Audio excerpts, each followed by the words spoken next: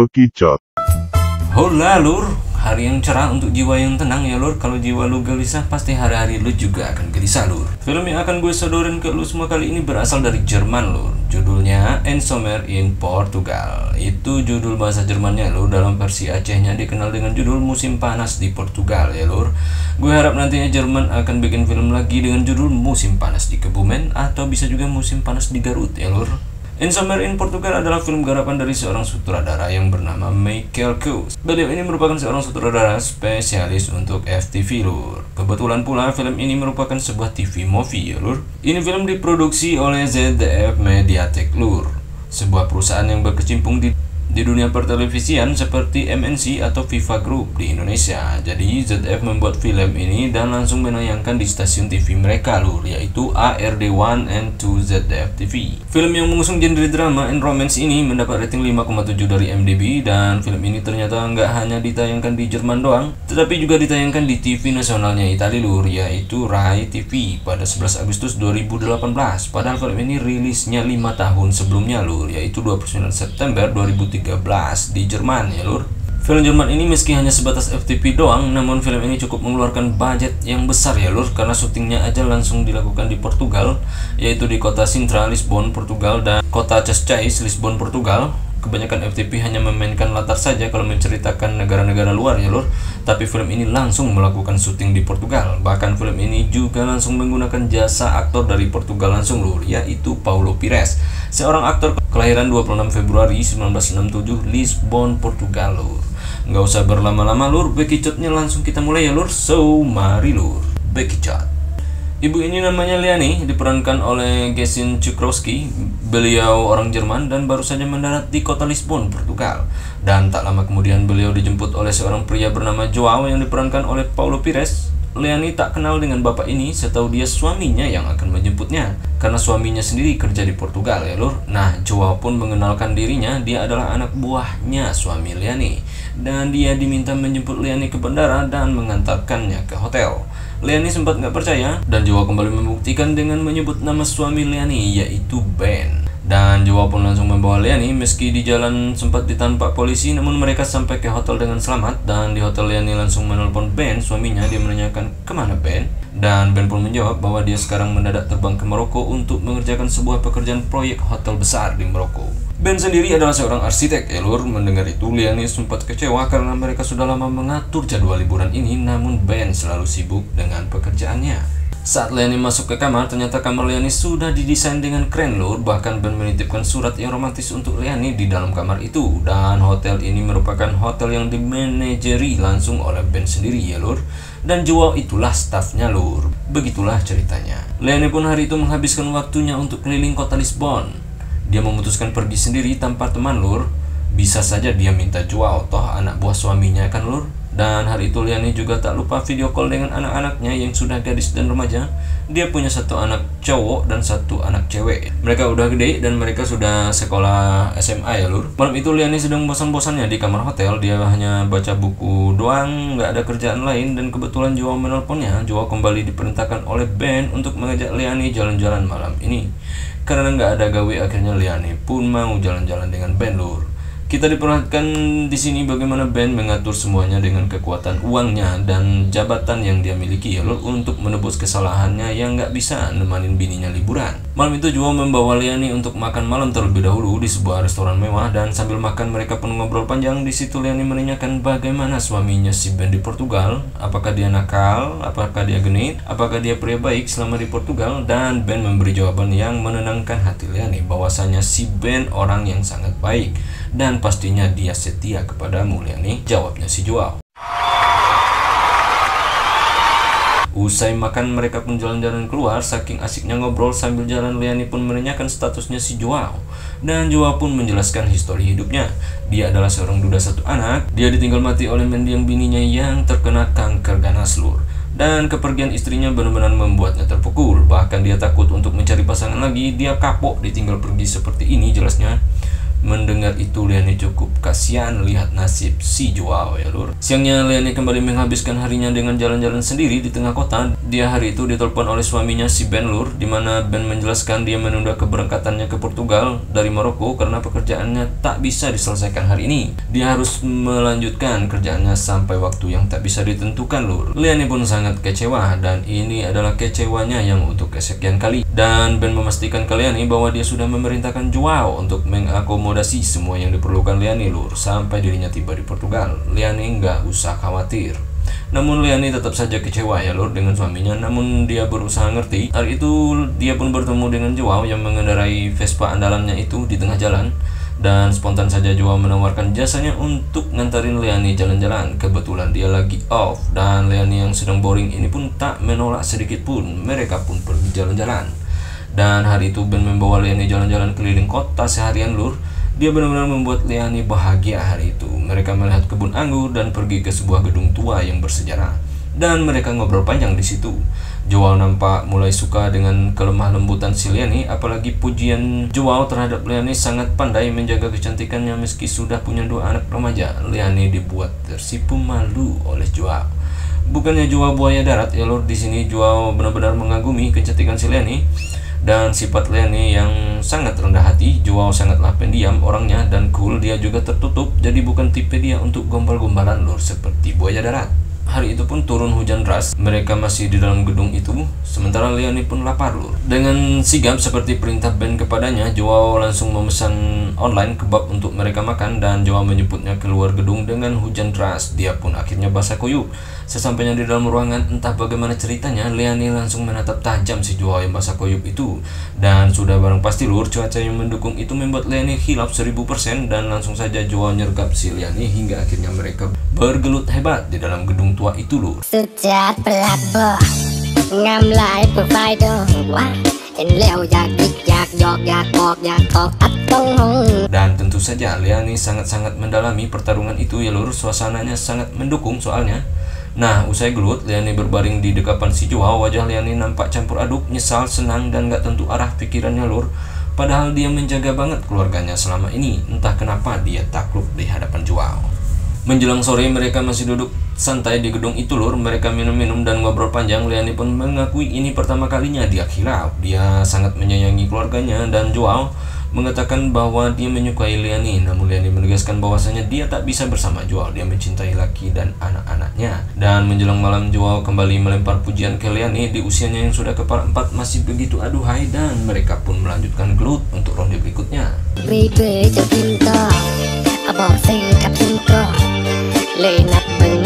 So, hari ini saja mereka sudah 2 ronde bergelut lur. Mereka pun tidur di gedung itu. Malam itu khilaf Liani pun semakin menjadi-jadi.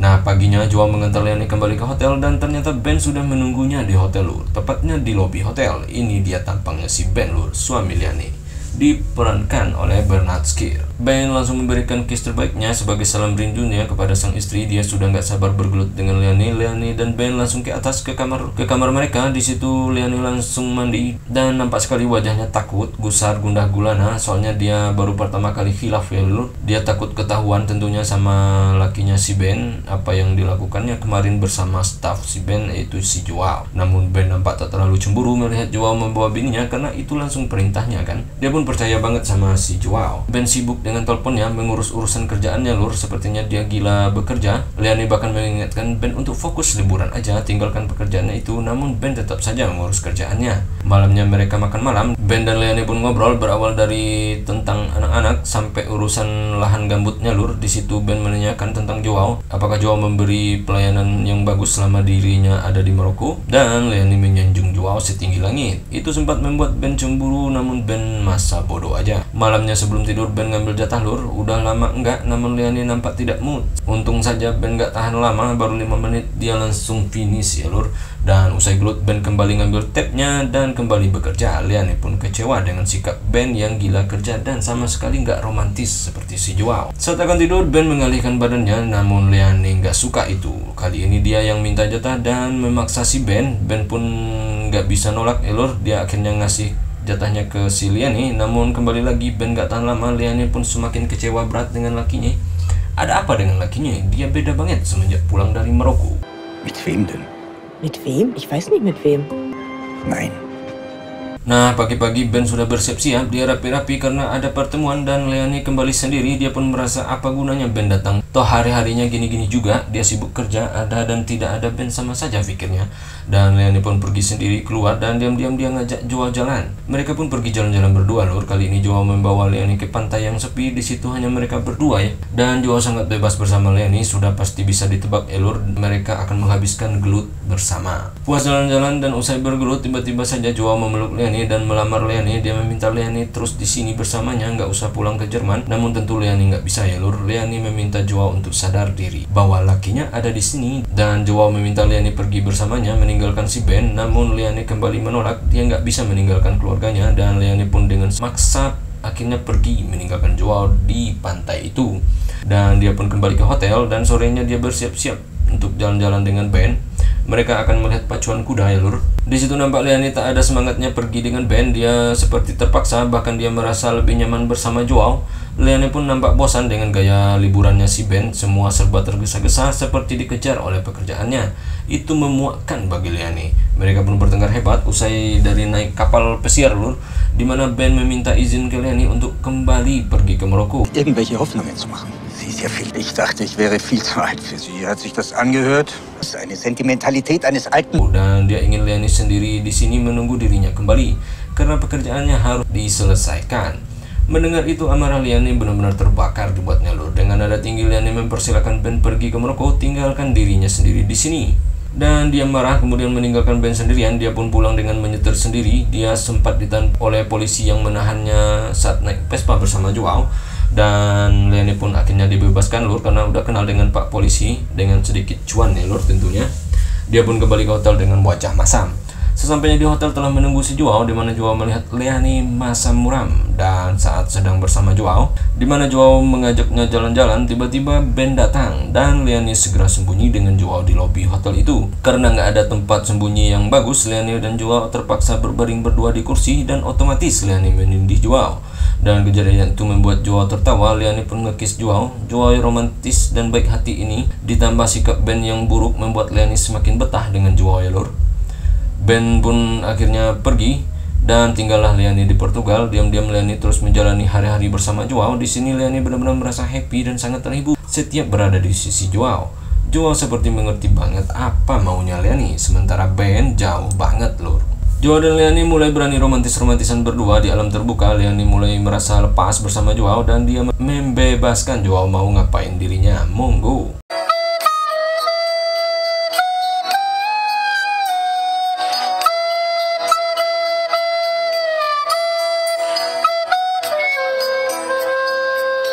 Meski nggak ada tembak-tembakan dalam hubungan mereka, namun bisa kita lihat mereka sudah saling menyayangi ya lur. Usai dari jalan-jalan dan pulang ke hotel, Joao masuk duluan ke kamar. Dia membawa tasnya si Leonie. Betapa terkejutnya Joao melihat ternyata ada si Ben di dalam kamar.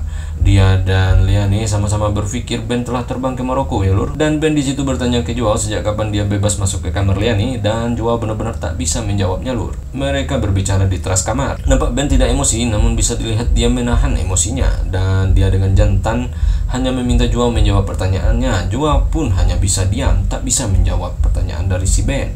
Tak lama kemudian Leonie masuk kamar. Dia tak tahu ada lakinya di dalam kamar. Dia berpikir hanya Joao di dalam kamarnya ya lur. Nah, dengan santainya Leonie masuk dan membuka kostumnya. Dan dia pun berbaring di kasur sembari memanggil Joao dengan panggilan sayang untuk segera bobok manis di sebelahnya. Dan Joao hanya diam. Dan akhirnya Ben pun masuk ke kamar dan menatap bininya yang sedang nggak pakai apa-apa. Akhirnya di situ terbuka semuanya ya lur. Ben pun akhirnya tahu bahwa Leonie bininya itu serong dengan si Joao, stafnya sendiri. Semua tak terelakkan lagi. Akhirnya Leonie berbicara empat mata dengan Ben. Dia nggak mau disalahkan. Dia merasa Ben terlalu sibuk dengan kerjaan. Nah, dan Joao yang menemaninya selama ini. Sementara itu Joao pergi keluar dengan wajah penyesalannya lur. Dengan jelas dan terang benderang akhirnya Leonie mengakui bahwa dirinya sudah beberapa kali gelut dengan Joao. Ben dengan santai mendengar itu. Tak ada wajah emosi dari dirinya. Leonie pun meminta maaf ke Ben. Dia memeluk Ben ya lur. Namun tak ada jawaban dari Ben memaafkannya atau tidak. Sementara itu Leonie mengantar Ben ke bandara. Dia akan segera berangkat ke Maroko. Dan di bandara telah menunggu adiknya si Joao yang masih gadis lur. Di situ Leonie tahu kalau lakinya setelah bertahun-tahun serong dari dirinya dengan adiknya si Joao. Dan oleh karena itu pula ternyata alasan si Ben nggak marah kepada Leanne yang serong dengan si Ben ya lur, karena dia udah duluan serong dengan adiknya si Joao. Mereka pun berangkat berdua ke Maroko sementara Leanne tinggal di Portugal. Dan Leanne pergi menemui Joao di gedung tempat mereka gelut yang pertama tadi lur. Di situ Leanne menanyakan Ben sejak kapan lakinya bersama adik Joao, dan Joao menjelaskan sejak dia kerja di Portugal dan itu sudah 8 tahun lur. Dan Joao menjelaskan dia tak ingin memberitahu Leanne karena dia nggak ingin liburan Leanne terganggu di Portugal ini, dan dia ingin Leanne menikmati hari-harinya di sini. Dia ingin Leanne selalu tersenyum dan bahagia. Mendengar itu Leanne begitu tersentuh, dan hari itu Leanne pun memberi Joao hadiah gelut terhebat yang beda dari sebelum-sebelumnya. Akhirnya Leanne pun memilih untuk tinggal di Portugal bersama si Joao, sementara Ben membawa adik Joao dan menetap di Maroko. Film ini pun tamat. Yang pertama gue soroti dari film ini adalah wajahnya si Gesine Chukrowski yang memerankan si Leanne lur. Alangkah cantiknya dia ya lur, dan dia benar-benar pas dengan perannya menurut gue lur. Wajahnya sungguh sendu sama dengan hari-harinya yang penuh dengan kesepian ya lur. Dia dicueki pasangannya yang sibuk kerja dan hatinya nampak selalu bersedih. So dengan wajahnya yang seperti itu dia nggak perlu banyak berekspresi menunjukkan aktingnya yang harus selalu terlihat dengan wajah dingin dan penuh penderitaan ya lur. Sementara itu Joao juga memiliki peran yang hampir mirip dengan Leanne. Sebenarnya dia orang yang terpukul, ditinggal mati bininya, wajahnya penuh kedukaan. Dia cool dan lumayan bagus lah aktingnya. Sebenarnya setahu gue ya lur, Portugal itu nggak punya aktor yang bagus-bagus amat di dunia perfilmannya ya lur. Dan Portugal juga nggak punya aktor yang kelasnya go internasional. Kalau Jerman setahu gue banyak banget lur ya. Ada Nadia Hilker, Michael Fassbender, Heidi Klum, Diane Kruger, semuanya artis Jerman ataupun berdarah Jerman ya lur. So di balik itu semua penampilan si Paulo Perez bisa kita maklumi lah ya lur. Apalagi ini hanya film sekelas FTV, jadi bisa kita mengerti bahwasanya budget mereka terbatas dan mereka juga membuat film hanya untuk sekali tayang saja ya lur. Untuk kelas film yang dibuat di tahun 2013, film Insomnia in Portugal ini sudah memiliki gambar yang sangat bagus menurut gue lur. Sudah high definition dan sebagian yang ditayangkan di TV juga sudah 4K. Tentu itu teknologi paling mutakhir di zaman itu. Di Indonesia 4K belum digunakan di tahun 2013 ya lur. Tentu saja itu semua tak terlepas dari sebuah negara yang bernama Jerman. Semua manusia di planet ini sudah tahu kalau teknologi di Jerman itu sangat lawan ya lur, dari sisi manapun. Dan film ini juga memiliki soundtrack yang bagus dan keren, sangat pas sekali dengan alur cerita filmnya lur. Musiknya masuk banget dengan genre drama and romance yang diusung oleh film ini ya lur. Dan ada sedikit kritik dari gue untuk film ini lur. Alur cerita film ini sebenarnya memberi surprise di endingnya, bahwasanya Ben terlebih dahulu mengkhianati si Leanne. Di situ kita benar-benar dibuat kaget. Keburukan Ben tidak hanya dari sisi cueknya terhadap pasangan, tetapi dia juga seorang buaya darat ya lur. Namun di sepanjang cerita sama sekali tak diberi gambaran sedikit pun bahwasanya Ben itu buaya darat lur. Tiba-tiba saja kita dikejutkan dengan fakta buaya daratnya si Ben di ending film. Dan itu membuat sedikit tidak pas dengan alur filmnya yang menurut gue sudah baik banget. Seperti agak tidak nyambung ceritanya, dan seperti agak dipaksakan dimasukkan dalam ceritanya. Dan film ini juga memberikan sedikit ending yang gantung lur, dan menimbulkan pertanyaan besar jika Ben hidup bersama adik Joao di Maroko sementara Leanne memilih hidup bersama Ben di Portugal. Bagaimana nasib anak mereka di Jerman? Harapan gue di ending setidaknya dihadirkan kedua anak mereka ya lur, dan memilih mereka akan hidup bersama siapa, papahnya atau mamahnya. Dan setidaknya itu memberi sedikit titik terang ya lur. Kecuali film ini akan dibuat part 2 nya sih nggak apa-apa digantung kayak gitu lur. Dan pesan yang bisa kita petik adalah sekaya apapun kita, sehebat apapun kita tetap nggak bisa membeli sebuah kebahagiaan lur. Dan kita tak bisa membeli peran orang lain untuk menggantikan diri kita, untuk pasangan kita. Kehadiran diri kita itu jauh lebih penting dari segala-galanya ya lur. Dan sesibuk apapun kita tetap selalu memberi perhatian ke pasangan kita lur. Oke lur, saatnya gue ciao.